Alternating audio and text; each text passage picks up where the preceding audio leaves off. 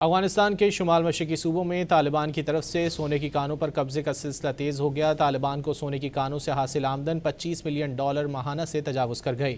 افغان جریدے ہشت صبح نے خبر دی ہے کہ طالبان عناصر کسی بھی جگہ سونے کی کان کی اطلاع پر مالکان کو بے دخل کر کے وہاں خود قابض ہو جاتے ہیں۔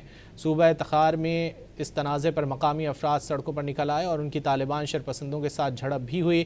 افغان جریدے نے بتایا کہ بدخشاں، تخار اور فرح میں مقامی افراد کو سونا نکالنے کے پرمٹ جاری نہیں کیے جا رہے، لیکن طالبان سپورٹرز کو مخصوص حصے کے عوض کانوں پر قبضے کی اجازت ہے۔ طالبان القاعدہ گٹھ جوڑ بھی قدرتی ذخائر کی کانوں سے ہر ہفتے لاکھوں ڈالر کما رہی ہے۔ یہ آمدن سالانہ بجٹ میں شامل ہونے کے بجائے طالبان کمانڈرز کی جیبوں میں جاتی ہے۔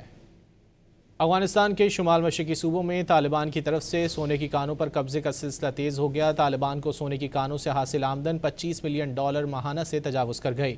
افغان جریدے ہشت صبح نے خبر دی ہے کہ طالبان عناصر کسی بھی جگہ سونے کی کان کی اطلاع پر مالکان کو بے دخل کر کے وہاں خود قابض ہو جاتے ہیں۔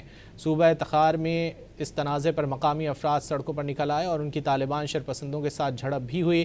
افغان جریدے نے بتایا کہ بدخشاں، تخار اور فرح میں مقامی افراد کو سونا نکالنے کے پرمٹ جاری نہیں کیے جا رہے، لیکن طالبان سپورٹرز کو مخصوص حصے کے عوض کانوں پر قبضے کی اجازت ہے۔ طالبان القاعدہ گٹھ جوڑ بھی قدرتی ذخائر کی کانوں سے ہر ہفتے لاکھوں ڈالر کما رہی ہے۔ یہ آمدن سالانہ بجٹ میں شامل ہونے کے بجائے طالبان کمانڈرز کی جیبوں میں جاتی ہے۔